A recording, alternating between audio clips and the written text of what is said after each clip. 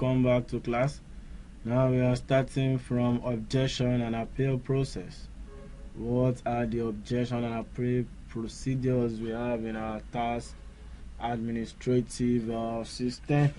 Okay, yep, before the taxpayer could object, it therefore means that the taxpayer has disagreed, or the taxpayer disagrees with an assessment. Okay, so and for an objection to be relevant, okay, so it must have been given in notice.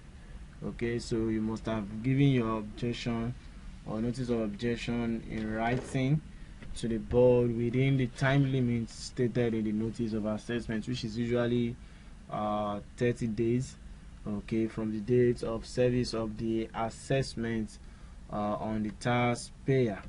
Okay, so the notice of objection should state precisely the grounds of objection. In fact, let me state it categorically that we have three conditions. Okay, conditions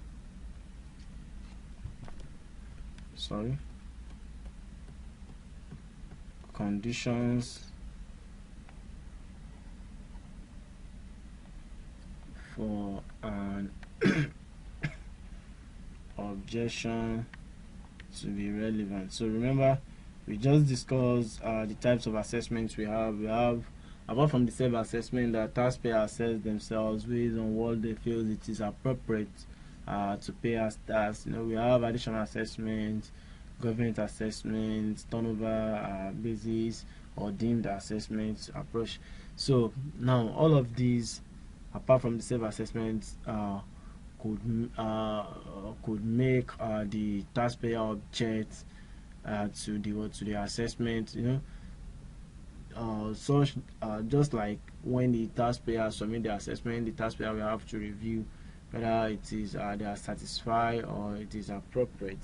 Okay, so also when the taxpayer raise an additional assessment or raise an assessment, the taxpayer has the right under the tax law to object to whatever assessment they have raised, if in the opinion of the taxpayer it is unjustifiable. Okay, so and for this appeal, for this objection to be relevant, it must be in writing. It must be in writing. Okay, so the grounds of objection.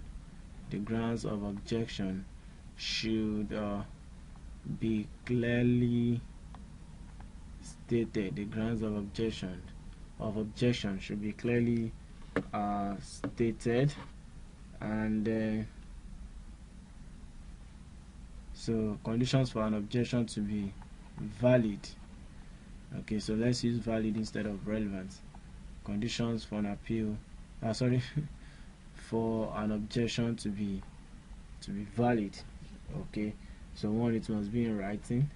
The grounds of objection must be stated, and it must be within the time limits stated or specified in the notice of assessment. Okay, so if a valid objection is made and the board will attempt to settle the disagreement with the taxpayer, if an agreement is reached, the assessment will be amended accordingly, and a notice of amended assessment will be served on the taxpayer. But if no agreement is reached, then the board will give a notice of refusal to amend to the taxpayer. And this notice of refusal to amend, which is otherwise known as NORA, notice of refusal to amend. Okay, so otherwise known as NORA. Okay, they probably lead the taxpayer, or force the taxpayer to approach the appeal tribunal. Okay, because once the tax authority issued a notice of refusal to amend, or serve a taxpayer a notice of refusal to amend, the taxpayer, if so wishes, can appeal against the assessment within 30 days. Okay, tax appeals. Okay, so the taxpayer, if so wish, may appeal within 30 days from the date of service of that notice. So all appeals shall, in the first instance, be sent to the body of appeal commissioners. Okay, all appeals shall, in the first instance, be sent to the body of appeal commissioners, except where there is no such body established or where it has been specifically provided in the act that such shall be to the state high court. So, however, a late appeal may be accepted upon an application being made to the Tax Appeal Tribunal or the High Court as appropriate if there is a reasonable excuse for the delay. For the delay. Okay, so under Tax Appeal, we have the Tax Appeal Tribunals. We have the Tax Appeal Tribunal. Okay, so in the administration of taxes, one of the functions of the tax administrator is to raise notice of assessment, and I just mentioned that if the taxpayer is not satisfied with this notice of assessment, that is when a taxpayer is aggrieved by an assessment or demand notice upon him by the service, he or the aggrieved taxpayer, okay, we said it starts from objecting to the said assessment. Okay, but upon the receipt of notice of refusal to amend, then the taxpayer may appeal against such decision or assessment or demand notice within the stipulated period of time to the Tax Appeal Tribunal, which is usually within a period of 30 days from dates on which a copy of the notice is received. Okay, so these must be accompanied by such fee as may be described or prescribed, provided that the tribunal may entertain an appeal after the expiry of the said period of 30 days if it is satisfied that there was sufficient cause for the delay. So where a notice of appeal is not given by the taxpayer or by the aggrieved person within the period specified as required, the assessment or demand notices shall become final and conclusive. And the service may charge interest and penalties in addition to recovering the outstanding tax liabilities which remain unpaid from any person through proceedings at the tribunal. In essence, where the service is aggrieved by the non-compliance by a person in respect of any provision of the tax laws, it may appeal to the tribunal where the person is resident, giving notice in writing through the secretary to the appropriate zone of the tribunal. Yes, what we are saying here is that it is not the taxpayer that can file an appeal against an assessment alone. Okay, why it is the taxpayer? Let's put it this way: why the law allows the taxpayers, okay, that is aggrieved of an assessment of a demand notice received from the FRS, okay, so can appeal against this notice or demand notice from the FRS through the Tax Appeal Tribunal. The FRS too can file an appeal against the taxpayer that have not been complying. Okay, so against the taxpayer that has not been complying with the relevant or with the respective provisions of the tax laws. So specifically, section 59 of the Federal Inland Revenue Service Establishment Act provides for the establishment of the tribunal, while the fifth schedule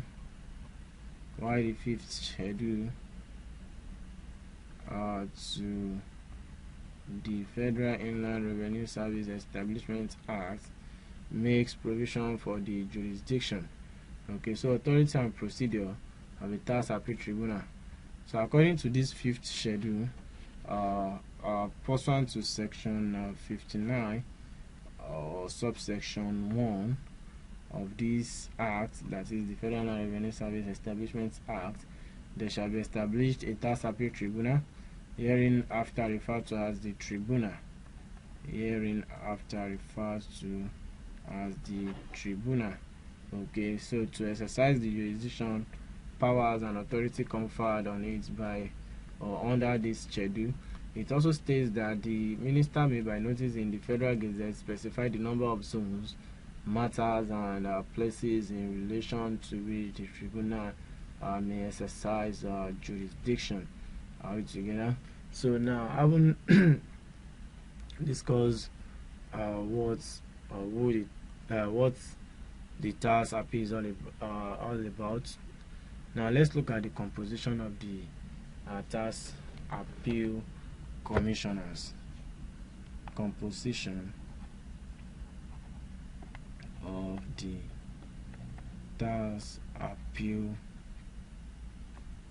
commissioners. Composition of the tax appeal commissioners. One,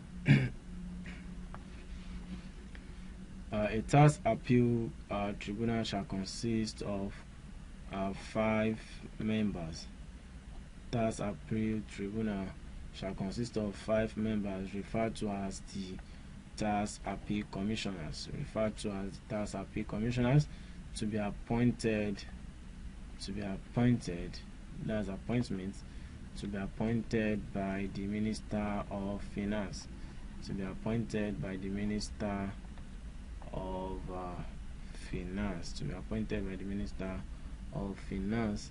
And then also the chairman for each zone. The chairman for each zone shall be a legal practitioner.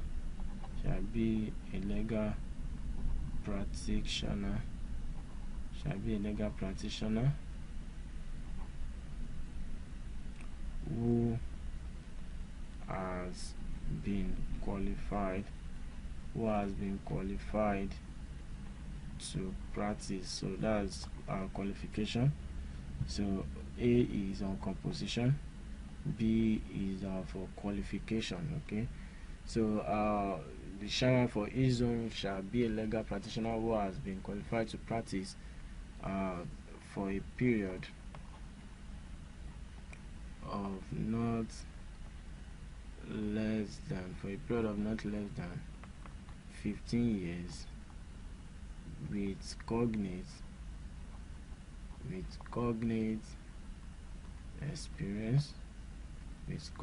experience in tax legislation, and then tax matters. Okay, so a chairman shall preside at every sitting of the tribunal, and in his absence the members shall appoint one of them to be the chairman. The quorum at any sitting, the quorum at any sitting of the tribunal shall be 3 members. The quorum at any sitting shall be 3 members. A person shall not be appointed, or shall not be qualified for appointment as a tax appeal commissioner unless he is knowledgeable in the field of law, accountancy, economics, taxation in Nigeria, as well as persons that have shown capacity in the management of trade or business, or a retired public servant in tax administration. A tax appeal commissioner shall hold office for a term of 3 years, renewable for another term of 3 years, only and no more from the date on which he assumes his office or until he attains the age of 70 years, whichever is earlier. So as often as may be necessary, tax appeal commissioners shall meet to hear appeals in the jurisdiction or zone assigned to that tribunal. Okay, so where a tax appeal commissioner has direct or indirect financial interest in any appeal pending before the tribunal, or where the taxpayer is or was a client of that tax appeal commissioner in his professional capacity, he shall declare such interest to the other tax appeal commissioners and refrain from sitting at meeting for the hearing of that appeal. Are we together? Okay, so now let's look at the jurisdiction of the tribunal. Jurisdiction.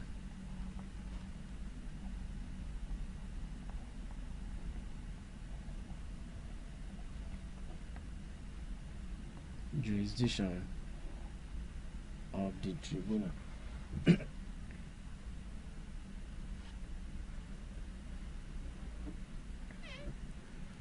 So paragraph 11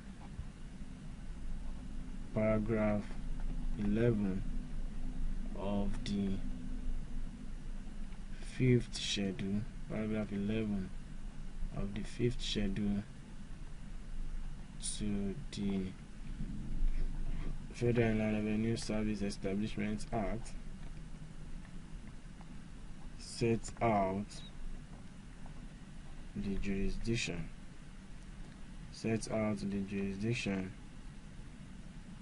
Of the Tax Appeal Tribunal, and these are: 1. The power to adjudicate on disputes and controversies arising from the following tax laws: Companies Income Tax Act, CAP, C21, Law of Federation of Nigeria 2004. We have the Personal Income Tax Act, CAP, P8, Law of Federation of Nigeria 2004, and then 2011, and they have the Petroleum Profit Tax Act, CAP, P13, Law of Federation of Nigeria 2007. We have the Capital Gains Tax. Act, CAP, C1, Law of Federation of Nigeria 2004, and any other law and any other law contained in or specified in the 4th schedule to this act, or other laws made or to be made from time to time by the National Assembly.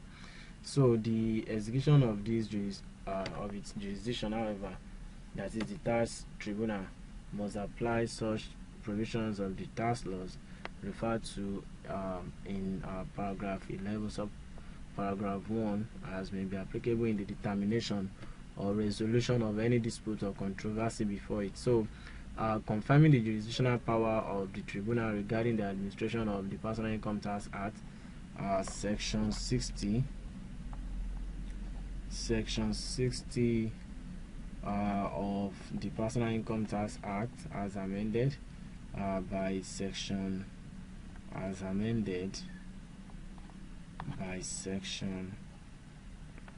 14 of the Personal Income Tax Act, okay,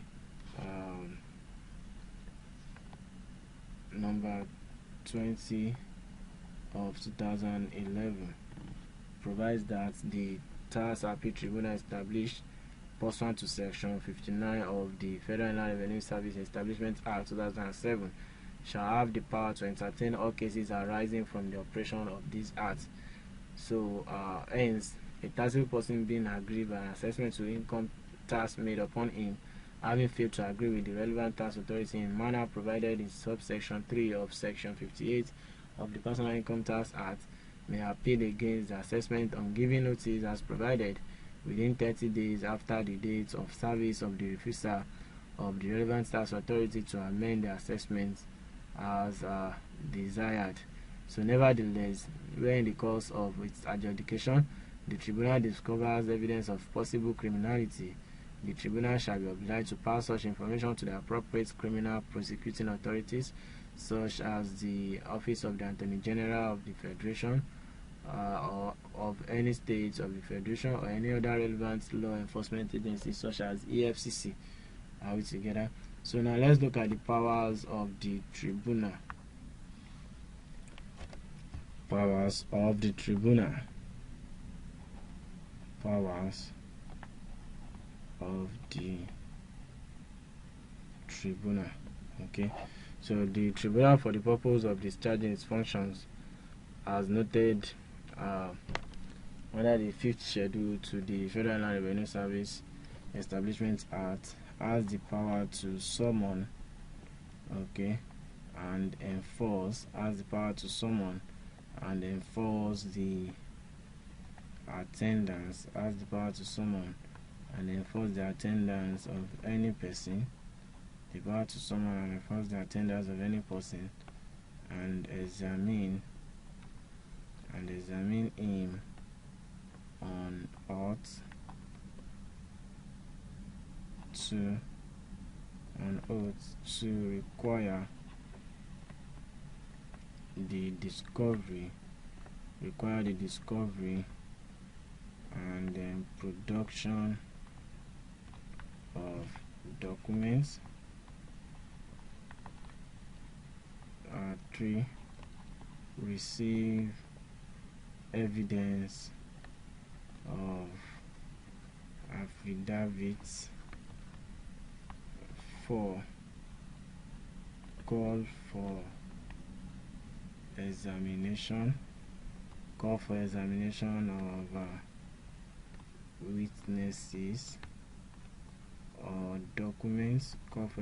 of witnesses or documents. 5. Review its decision. 6. Dismiss an application for default, or deciding matters ex parte, set aside any order or dismissal of any application for default or any order passed by its experts, and then do anything which, in the opinion of the tribunal, is incidental or auxiliary to its functions under the 5th schedule to the Federal Inland Revenue Service Establishment Act. Procedure before the Tax Appeal Tribunal. What are the procedures? Okay, procedures before the Tax Appeal Tribunal. Okay, so there are rules and procedures guiding the tribunal in the discharge of its duty. So paragraph 15 of the 5th schedule to the Federal Inland Revenue Service Establishment Act, okay, lays down the fact that as often as may be necessary, the tax commissioners shall meet to hear appeals in the jurisdiction or zone assigned to that tribunal. So where a tax appeal commissioner has a direct or indirect financial interest in any appeal pending before the tribunal, or where the taxpayer is or was the client of that tax appeal commissioner in his professional capacity, the commissioner must declare such interest to the other tax appeal commissioners and refrain from sitting in any meeting for the hearing of that appeal. So prior to the sitting on tax matter, the secretary to the tribunal must give 7 clear days notice to the service and to the appellants of the date and place fixed for the hearing of each appeal, except in respect of any adjourned hearing for which the tax appeal commissioners have fixed the date at their previous hearing. So all notices, documents other than decisions of the tribunal may be signified under the hand of the secretary, while all appeals before the tax appeal commissioners must be heard in public. The owners of proving that the assessment complaint of its excessive shall be on the appellant, okay, that is the taxpayer. So according to section 15, according to paragraph 15 subparagraph 7, the hearing of any appeal if the representative of the service proves to the satisfaction of the tribunal,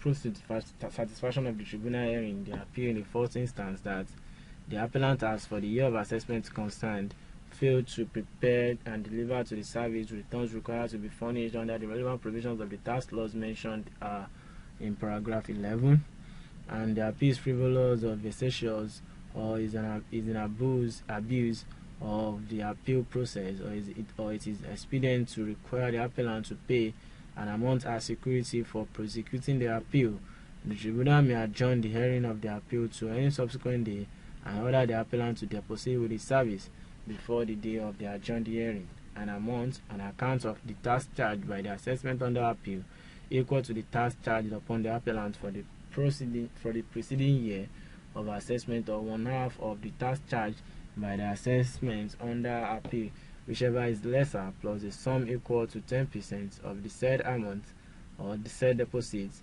And if the appellant fails to comply with the order, the assessment against which he has appealed shall be confirmed, and the appellant shall have no further right of appeal with respect to that assessment. Okay, so after giving the parties an opportunity of being heard, the tribunal may confirm, reduce, increase, or what? May confirm, reduce, or increase the or annul, or annul the assessment, or make any such order as it deems fit. However, every decision of the tribunal must be recorded in writing by the chairman and subject to the provisions of paragraph 16 of the 5th schedule, of the 5th schedule to the Federal Inland Revenue Service Act. A certified copy of such decision shall be supplied to the appellant or service or the service by the secretary upon a request made within 30 days of such decision, according to the Act, where upon the hearing of an appeal no accounts, books, or records relating to profit were produced or on behalf of the appellant. Such accounts, books, or records were so produced but rejected by the tribunal on the ground that it had been shown to its satisfaction that they were incomplete or unsatisfactory. The appellant or his representative at the hearing of the appeal has neglected or refused to comply with a notice delivered or sent to him by the secretary to the tribunal without showing any reasonable cause, or the appellant or any person employed, whether confidentially or otherwise, by the appellant or his agents other than his legal practitioner or accountant acting for him in connection with his liability to tax, has refused to answer any question put to him by the tribunal without showing any reasonable cause, the chairman of the tribunal shall record particulars of the same in his written decision. Are we together? So then we have appeals to the High Court. We have appeals to the High Court. Appeals to the High Court. So where any of the parties before the tribunal is dissatisfied with the decision of the tribunal, such party may appeal to the High Court, and in line with the paragraph 17 of the 5th schedule, in line with paragraph 17 of the 5th schedule of the FIRSEA. So appeals lie from the Tax Appeal Tribunal to the Federal High Court and subsequently to the Court of Appeal and the Supreme Court. So the paragraph states, any person dissatisfied with a decision of the tribunal constituted under this schedule may appeal against any such decision on the point of law to the Federal High Court upon giving notice in written to the secretary to the tribunal within 30 days after the date on which such decision was given. The notice of appeal 5+1 to subparagraph 1 of this paragraph shall set out all the grounds of law on which the appellant's case is based. If the service is dissatisfied with the decision of the tribunal, it may appeal against such decision to the Federal High Court on points of law by giving notice in writing as specified in subsection 1 of this section to the secretary within 30 days after the date on which such decision was given, just like the taxpayer. So upon receipt of a notice of appeal under subparagraph 1 and 2 of this paragraph, the secretary to the tribunal shall cause the notice to be given to the chief registrar of the Federal High Court along with all the exhibits tendered at the hearing before the tribunal.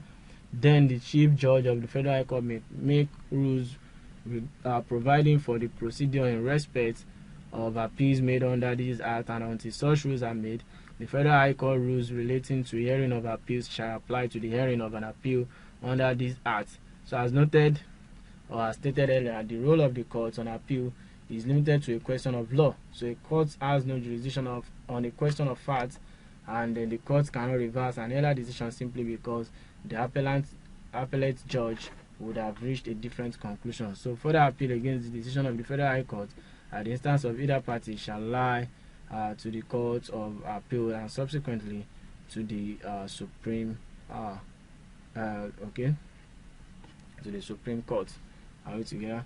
So thank you for being in class. Let's go on break, and when we come back we shall conclude the other parts of this same topic. Thank you.